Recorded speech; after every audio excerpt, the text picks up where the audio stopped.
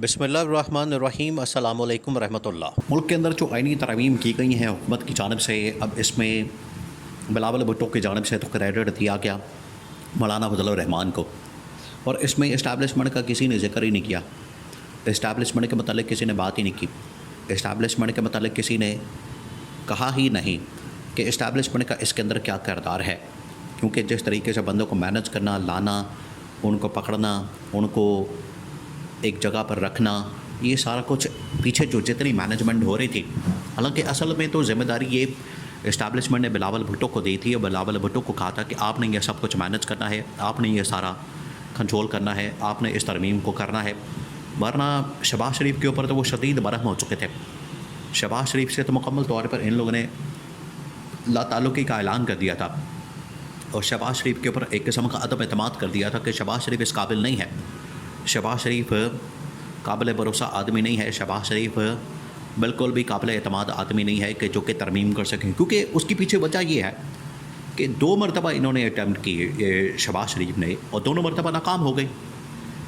शहबाज शरीफ तो कर ही नहीं सक रहा था, कर ही नहीं पा रहा था, और उसके लिए बड़ा मुश्किल हो गया था शहबाज शरीफ के लिए आईनी तरमीम करना। तो फिर इस्टेब्लिशमेंट ने अपना प्लान चेंज किया और इस्टेब्लिशमेंट जितना गुस्से में आ चुकी थी, इस्टेब्लिशमेंट ने 2 अटैम्प्ट्स की नाकामी के बाद ये वाला जो प्लान है ये हवाले किया किसके, बिलावल भुट्टो के। अब बिलावल भुट्टो के अगर हवाले किया गया है तो फिर इसका मतलब है कि कोई ना कोई डील भी हुई है इनके दरमियान, कोई ना कोई मुकमका हुआ है, कोई ना कोई इनके दरमियान बातचीत तय हुई है, कोई ना कोई इनके दरमियान ऐसा रास्ता निकाला गया है कि शहबाज शरीफ की गवर्नमेंट को आखिरकार फारिग करना पड़ेगा और पीपल्स पार्टी को गवर्नमेंट में लाना पड़ेगा या किसी और को गवर्नमेंट में लाना पड़ेगा, क्योंकि शहबाज शरीफ के होते हुए तो कम से कम आईनी तरमीम नहीं वो कर सका तो बाकी क्या काम कर सकता है। तो जब बिलावल भुट्टो ने पार्लियामेंट के अंदर खड़े होकर, कौमी असम्बली के अंदर खड़े होकर ये बात की, तो नवाज़ शरीफ और शहबाज शरीफ दोनों उसके साथ मौजूद थे। नवाज़ शरीफ को उसने क्रेडिट नहीं दिया, शहबाज शरीफ को उसने क्रेडिट नहीं दिया।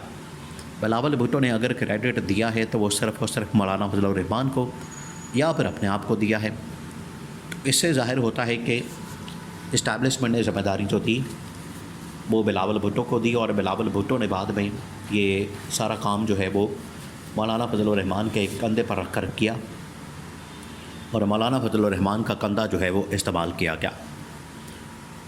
अब चीज़ें तो आगे बढ़ना शुरू हो गई हैं और हुकूमत अगर समझती है कि इन्होंने वक्ती तौर पर कादी फ़ाइज़ ईसा की रिटायरमेंट के बाद जस्टिस मंसूर अली शाह की बतौर चीफ जस्टिस तैनाती को रोक दिया है और इन्होंने जस्टिस मंसूर अली शाह का रास्ता रोक लिया है, उसका चीफ जस्टिस बनने का रास्ता जो है उसको बंद कर दिया है, और उसके बाद जो चीफ जस्टिस अपनी मर्ज़ी का लाना चाहते हैं, अपनी मर्ज़ी का चीफ जस्टिस ऊपर बिठाना चाहते हैं, वो आके इनकी मर्ज़ी के मुताबिक फ़ैसले करेगा, तो ये इनकी गलतफ़हमी है।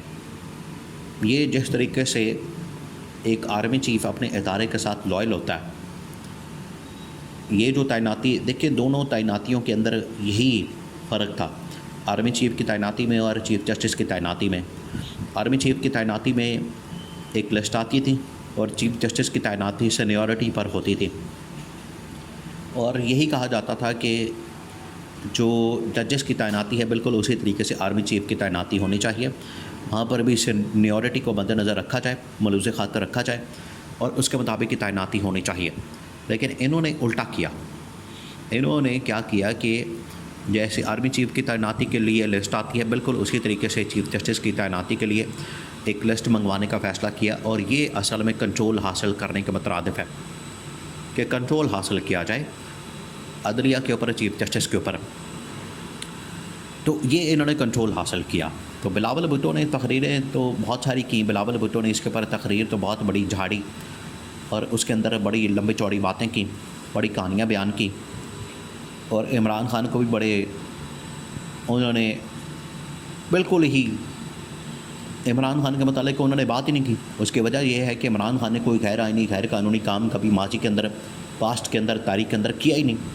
उन्होंने अगर बिलावल भुट्टो ने किसी को रगड़ा दिया है या किसी को तनकीद का निशाना बनाया है, इनडायरेक्ट, डायरेक्ट तो नहीं, इनडायरेक्ट, वो बनाया शरीफ ख़ानदान को, बिलावल भुट्टो ने जो 2 हुकूमतों का बेनज़ीर की 2 हुकूमतों का ज़िक्र किया, वो नवाज़ शरीफ की वजह से ख़त्म हुई।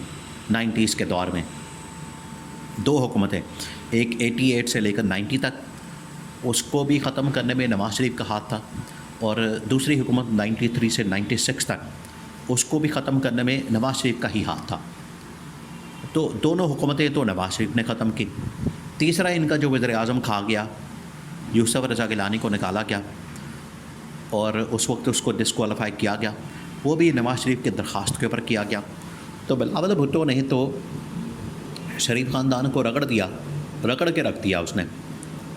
और ये असल में इजहार किया गया इस्टेब्लिशमेंट की जानिब से बिलावल भुट्टो के थ्रू कि ये शरीफ ख़ानदान को नहीं बख्शना। तो अब शहबाज शरीफ की जो कुर्सी है वो तो ख़तरे में पड़ चुकी है। शहबाज शरीफ अब लाख कोशिश कर ले, शहबाज शरीफ अब जितने मर्ज़ी हाथ पैर मार ले, अपनी मर्ज़ी का चीफ जस्टिस ले आए, अपनी मर्ज़ी का आर्मी चीफ ले आए, अपनी मर्ज़ी का जो मर्ज़ी कर ले, अब ये नहीं बचने वाला, इसकी कुर्सी नहीं बचने वाली।